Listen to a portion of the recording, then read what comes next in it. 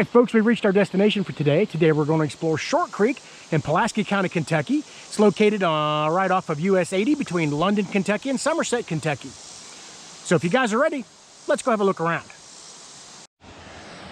All right, everybody, just up the road from the parking lot, as you can see right there, and the sign we just were at is the trailhead that'll take you around to Short Creek. So let's get moving.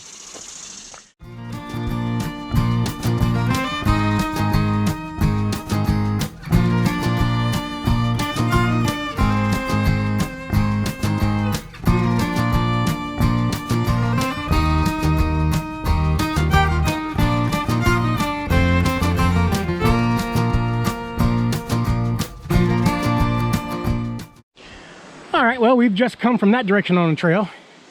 There's the parking lot over there, so we've not come a long distance, but it's a decent little walk.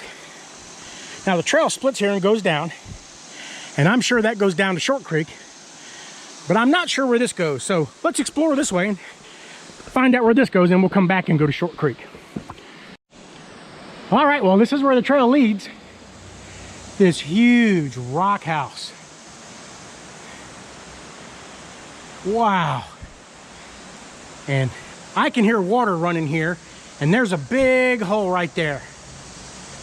I bet you that goes into the cave that is here on Short Creek. Well, before we explore that hole, let's go down and have a look at Short Creek. All right, folks, we have arrived. This is Short Creek. The creek comes out of that cave right there, runs a short distance above ground, and then goes back underground into that cave right there. Now, this is supposedly the shortest creek in the world. It's 150 feet long. It is privately owned. It's been in the same family since right after the Revolution. This land was given as a grant for service in the American Revolution. There have been 4 mills on this site. The last mill was washed away in 1958. The water here is between 52 and 54 degrees because it's coming out of a cave and going back into a cave. Another interesting thing is, eons ago, if we were standing here, we would have been standing inside a cave.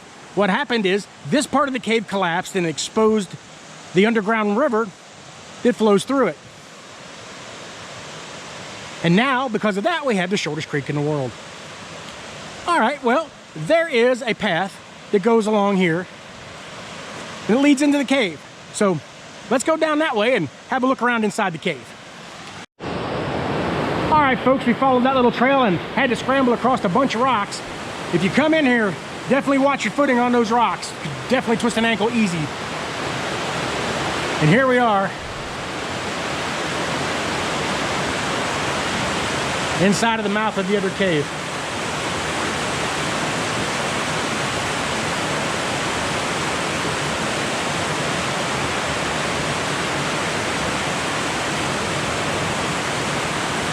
There's some brush that's washed up. You can tell the water definitely gets up in here. It just rained yesterday, so we've got a pretty good flow right now, but nowhere near flooding. Now at this angle, you can definitely see that mist in the video. That's the temperature difference as you come into the cave.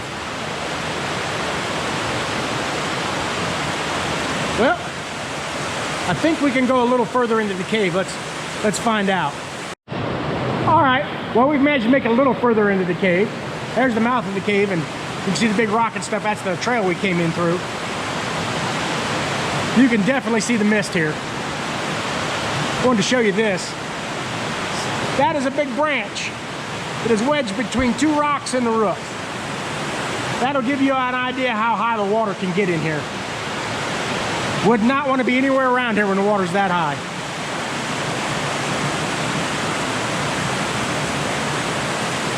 As you can see, it gets dark pretty quick. But I think I see some light down there a little ways away, but I'm not sure. I'm gonna go see if I can't get a little further in. If I can, I'll meet you down there. If not, I'll meet you back outside. All right, folks, I couldn't go any further in the cave that way. The water is up too much. But I'm gonna go back here to the rock face we saw and try to go in that hole. I could definitely see light down further in the cave. So I think the opening that we saw back here in the rock house is the light that I was seeing down there in the cave. So let's walk around this way and see if we can't get into the cave from a different angle. right, folks, we're back here under this big rock shelf, and we're gonna head down into this hole here, this opening, I should say. See if we can get around down in here. I'm gonna meet you guys down here on inside this hole.